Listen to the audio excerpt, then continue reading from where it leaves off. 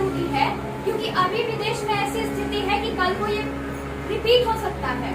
और जब रिपीट होगा तो उन ट्रेनों में जो लोग मार मार के भेजे गए, उसकी जगह पे आप या आपके परिवार वाले भी कल को हो सकते हैं। इसलिए भी अपने आप को सुधारना बहुत जरूरी है। बोलते हैं ना कि देश के लिए करो, देश के लिए करो, लेकिन गीता की एक पंक्ति है, कर्मण्येवाधिकारस्ते मा फलेषु कदाचन मा कर्मफल हेतुर्भूर्मा ते संगोस्तु कर्मणि। कोई भी दूसरे के लिए कर्म नहीं करता। आप देश को कुछ नहीं दे सकते, देश को क्या देंगे आप? देश आपको सब कुछ देता है। कर्म अपने लिए करना चाहिए कि आपका कल ठीक हो। तो ये जो 14 अगस्त था 1947 का, उस समय अंग्रेज जब हमारे देश को छोड़ने के लिए विवश हो गए, उनको लगा कि भारत में अब शासन हम नहीं कर सकते हैं, तो उन्होंने नीति बनाई कि जाते जाते भी इस देश को बर्बाद करके जाना है। और उस बर्बादी में बाहर का कभी कोई कुछ नहीं कर सकता था। हमारे देश के बहुत से बड़े बड़े नेताओं ने सहयोग किया और देश को धर्म के आधार पर बांटा गया। वो भी ऐसे बांटा गया कि वापस से कभी हिंदुस्तान और पाकिस्तान जुड़ ना पाए।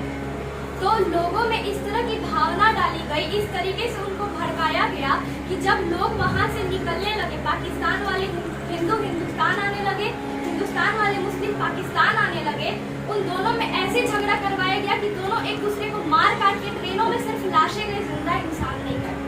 बहुत कम पहुंचे। अभी गद्दर फिल्म की का जिक्र सबने किया। गद्दर जो पहली फिल्म थी उसको आप देखेंगे तो ये बात उसमें भी बताई गई है। तो भाषणों में आपको रुचि नहीं होती है तो पिक्चरों से भी इन चीजों को लेना चाहिए। और ये बताने का भारत सरकार का उद्देश्य बस इतना है कि अभी भी देश में बहुत सारे ऐसे कार्य हो रहे हैं कि भारत को फिर से गुलाम बनाया जाए, भारतवासियों को फिर से परेशान किया जाए। तो उससे आपको बचना चाहिए।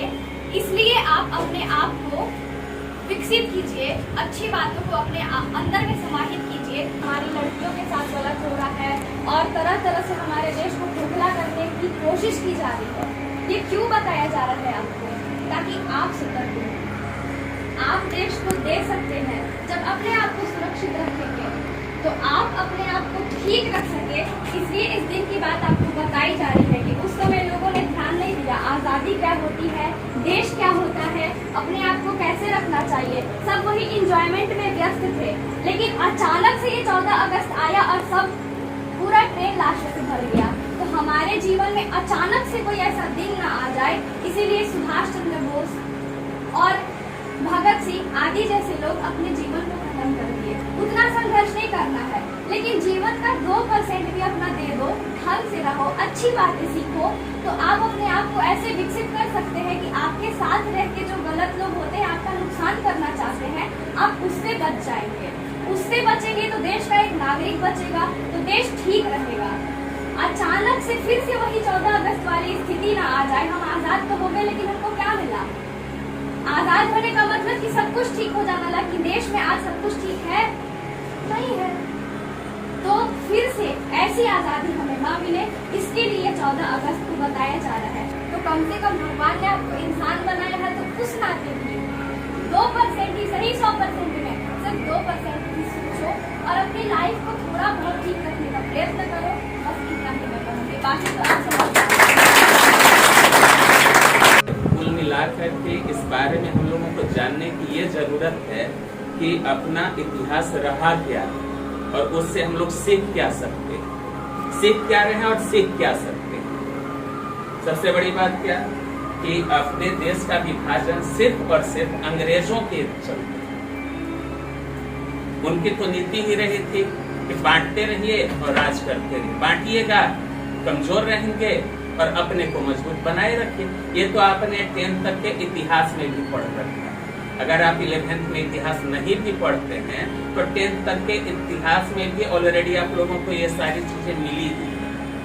हाँ, अलग बात है कि जो चीजें हम लोगों को ज्यादा जाननी चाहिए वो कम मिली और जो चीजें कम जाननी चाहिए वो ज्यादा मिली। उससे हम लोगों को एक चीज सीखने की जरूरत है कि एक बार अपने देश का विभाजन हो चुका है, तो उस समय के कष्ट को याद करते हुए हम लोग कम से कम ऐसी चीजें अपनाएं ताकि यही स्थिति पुनः रिपीट न हो।